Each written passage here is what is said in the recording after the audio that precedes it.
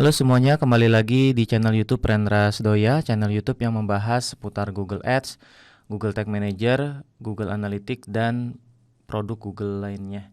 Di video kali ini, saya ingin membahas tentang cara meminimalisir duplicate conversion. Jadi duplicate conversion ini konversi yang dihitung lebih dari satu kali, yang harusnya dihitung hanya satu kali gitu ya.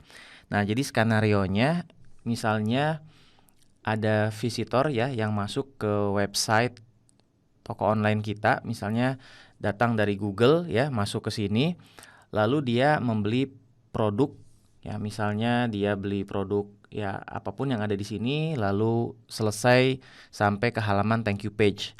Nah, pada saat si user itu sampai ke thank you page, harusnya sistem dari Tokopedia ini kan menghitung sebagai konversi, ya kan?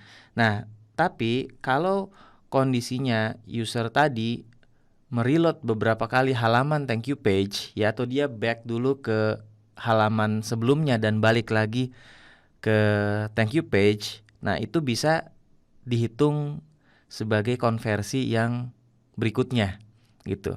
Padahal transaksi ID-nya sama, gitu ya. Jadi kalau misalnya kondisinya seperti itu kan harusnya dihitungnya hanya satu konversi. Karena memang proses membeli produknya hanya satu kali, ya kan, dengan transaksi ID yang sama. Ya, jadi kalau dia reload beberapa kali, transaksi ID-nya kan tetap sama. Nah, harusnya tidak dihitung sebagai konversi beberapa kali.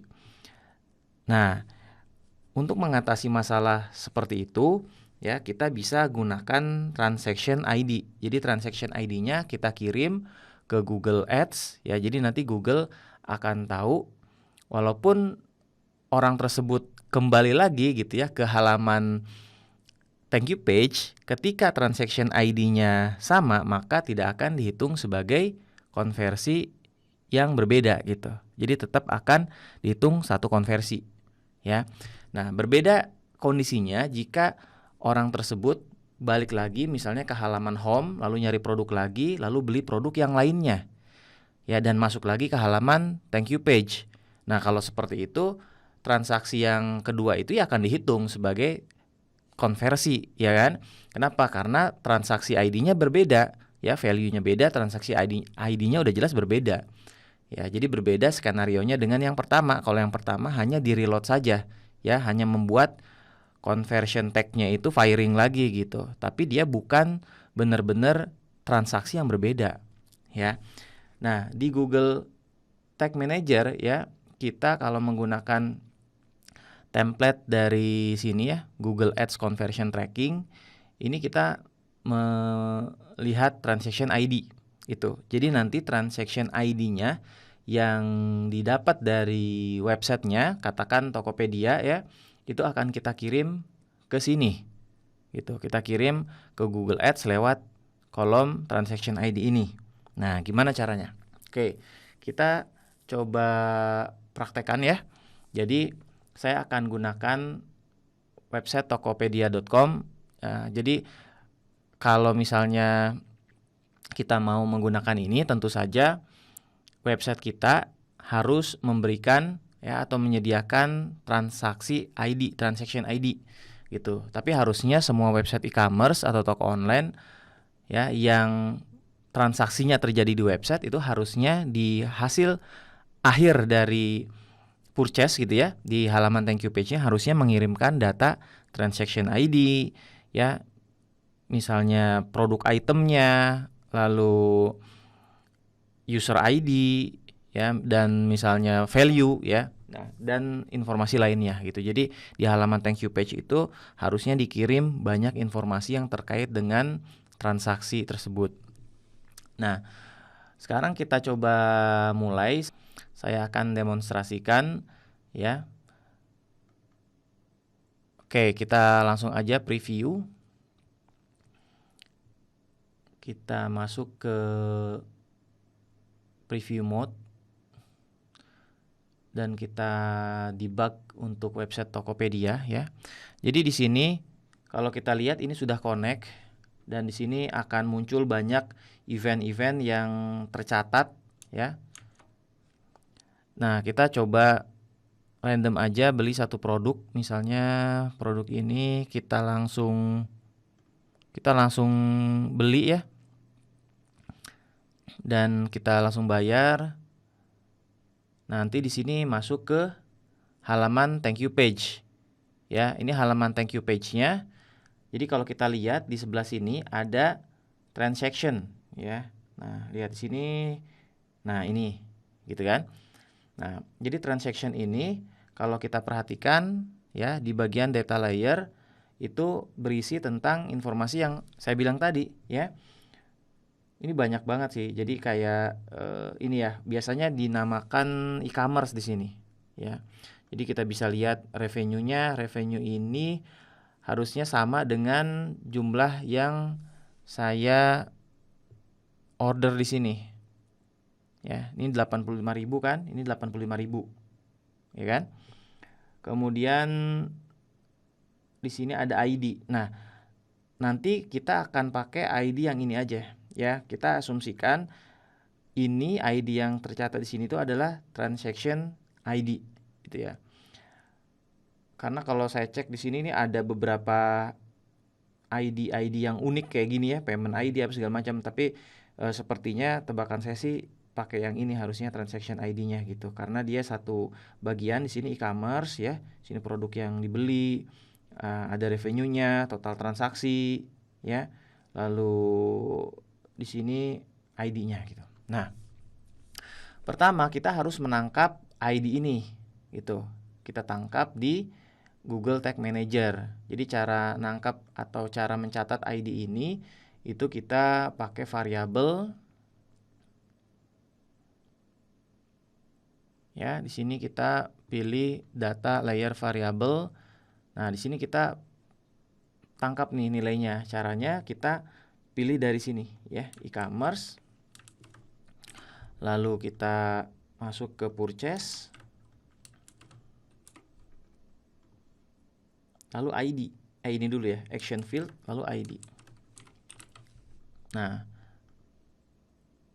ya, di sini kita kasih nama misalnya purchase ID atau transaction ID boleh. Ya, ini disimpan. Nah, kalau kita mau tes lagi boleh ya. Misalnya kita cek dulu nih, kita preview lagi, kita ulang lagi. Kita mau melihat apakah variabel itu sudah bisa menangkap transaksi purchase ID ya, atau transaction ID sama aja sih. Oke, kita coba tes lagi. Kita coba beli produk lagi. Kita coba beli langsung, bayar, masuk ke thank you page. Ya, 109 transaksinya. Nanti kita cek juga transaksinya di sini di variabel. Oh, transaksinya belum, nggak saya ambil sih. Kita fokus di revenue-nya saya nggak ambil gitu ya, tapi fokus di transaction ID aja tadi. Nah, di sini di variabel kalau kita lihat di transaction ya, di sini ada mana yang saya buat tadi. Nah, purchase ID, bentar, purchase ID-nya belum kebaca nih. Apa salah ya? Purchase ID. Oh, 2 kali nih salah tulis nih. Ini action field. Oke, jadi kalau nggak dapat dicek lagi ininya ya, penamaannya. Kita save lagi. Kita harus ulang lagi nih ya. Kita harus preview lagi. Nggak apa-apa, kita ada kesalahan tapi tes lagi aja. Jadi kalau misalnya kalian juga mendapati kesalahan yang sama, tahu gitu ya apa yang harus dicek. Kemudian kita coba order produk lagi, beli langsung. Kita masuk ke thank you page. Di sini kita dapat transaction, ya kan? Transaction variable. Di sini lihat ya, purchase ID sudah ketangkap nilainya. Nah, kalau sudah seperti ini ya, berarti di sini tinggal kita panggil aja gitu. Di sini di tag ya. Di sini kita ini misalnya kita ikutin seperti ini ya. Nah, ini misalnya contoh aja 1 2 3 tes. Ini conversion value-nya juga bisa diisi nih ya. Nanti bentar ya, habis ini transaction ID dulu. Ini tadi kita sudah pilih transaction ID itu di sini namanya purchase ID. Ya. Tadi conversion value-nya ini belum kita buat ya. Kita langsung buat aja di sini deh sekalian. Jadi transaction untuk nilai transaction-nya ya, transaction value-nya atau conversion value-nya itu kalau kita lihat di sini itu sama seperti tadi ya. Jadi kayak gini, e-commerce, lalu purchase, action field,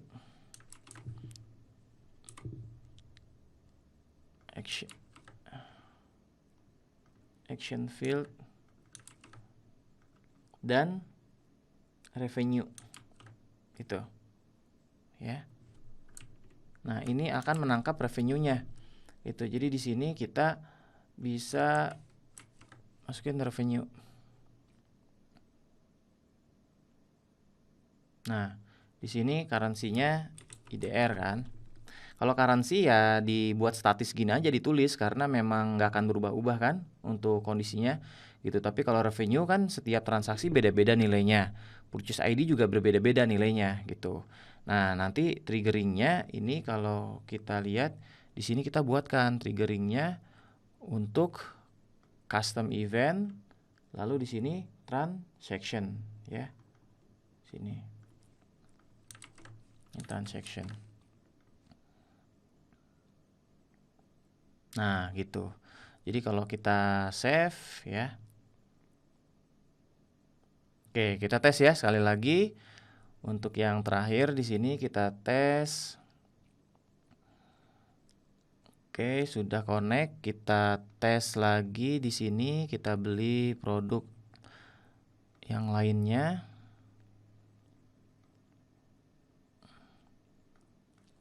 Kita langsung beli.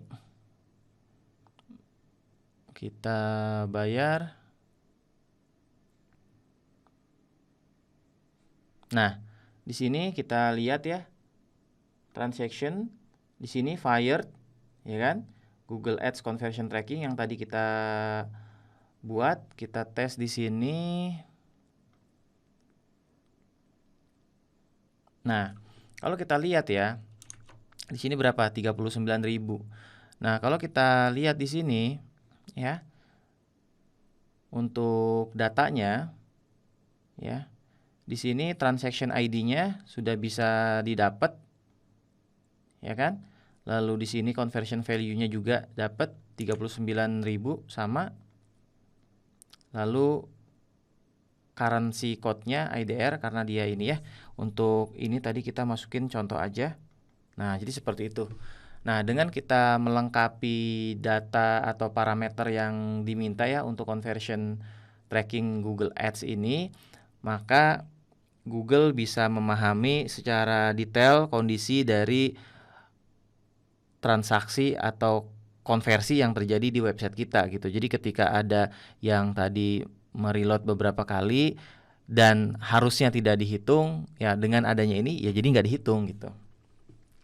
Nah, sekarang mungkin teman-teman ada yang bertanya mengenai ini kaitannya dengan opsi ini ya, count gitu. Jadi kenapa saya bahas ke sini karena ini juga kalau kita lihat ya penjelasannya ya. Kita lihat di sini ya, seberapa banyak konversi ya akan dihitung per klik or interaction gitu. Jadi kalau misalnya kita lihat di sini, one ya recommended for lead sign up ya kan. Kalau misalnya kita menggunakan event klik seperti WA gitu ya, atau form sign up di form gitu. Nah, itu kita direkomendasikan memilih one. Ya, kenapa? Karena kita ingin mendapatkan unique user, ya kan? Unique unique leads gitu. Jadi tidak duplikat aja gitu orangnya ya. Nah, makanya dibuat one. Jadi kalau ada orang yang transaksi mengklik tombol WA gitu ya berkali-kali, ya dia akan tetap dihitung satu setiap terjadinya klik gitu kan. Nah, dia kan klik lalu dia masuk ke website, kalau dia mengklik beberapa kali, WA-nya tetap dihitung satu konversi. Nah, tapi kalau every ya ini recommended for purchases ya kan. Jadi untuk transaksi di e-commerce itu harusnya pilihnya every gitu. Karena kalau dia misalnya membeli produk yang pertama sampai ke halaman thank you page, hitung transaksi pertama ya kan. Lalu dia beli lagi nih, dia cari lagi produk baru, dia beli lagi, ini produk yang berbeda ya. Lalu convert lagi ya. Jadi kondisinya akan menghasilkan dua konversi yang berbeda karena transaksi ID-nya berbeda, karena value-nya berbeda ya, walaupun si orang itu berasal dari ad click ya yang sama, satu ad click. Jadi satu ad click dengan every itu bisa menghasilkan multiple conversion gitu ya, selama conversion ID-nya itu memang berbeda gitu. Nah, jadi di situ bedanya ya, fungsi dari count di sini dengan fungsi dari transaction ID yang kita buat di sini gitu. Ya, mudah-mudahan ini bisa dipahami. Memang agak sedikit detail atau advance penjelasannya mungkin buat teman-teman yang baru belajar Google Ads, tapi nggak apa-apa, dicoba tulis aja pertanyaannya kalau memang ada yang ingin ditanyakan dan kurang bisa dimengerti. Thank you, sampai jumpa di video lainnya.